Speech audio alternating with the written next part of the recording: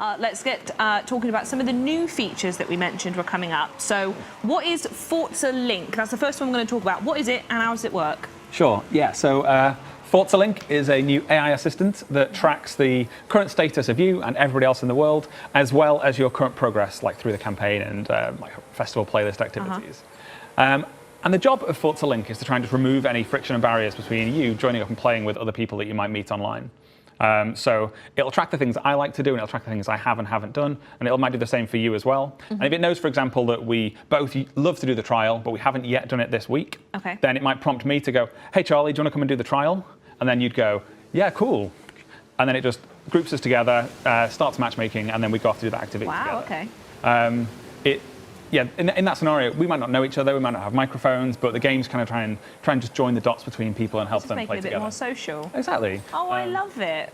And one of the other things I loved as well, actually, is we saw in the trailer pinatas, and that's in the Horizon Arcade. So can you give us the lowdown on what the arcade is? Yeah, so the arcade is a suite of really, really fun, engaging mini games that you'll all play in a collaborative or cooperative way.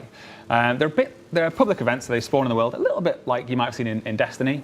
You drive up to them, there's no loading screens, no menus, you just get automatically signed up by being in the area, grouped up with some other players, and then you all work together to try and overcome whatever the challenge may be. In this one, you've got to try and smash as many pinatas as you can, but there's a load of other different game modes in there as well.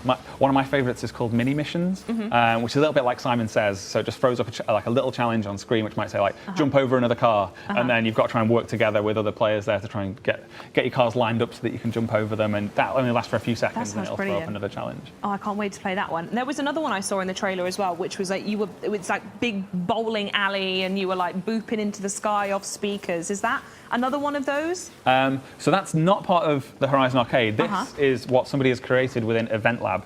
So in this example, obviously somebody on our team has put this together, but this is the kind of thing that players will be able to create themselves with EventLab. So someone's gone through, placed all of the things that we can see here, including those bowling pins, and then they've set up a set of rules.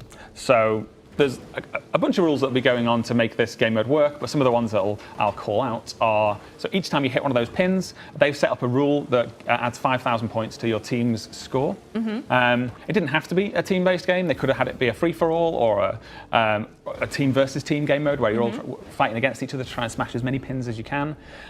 It's actually based on the development tools that we use as a design team.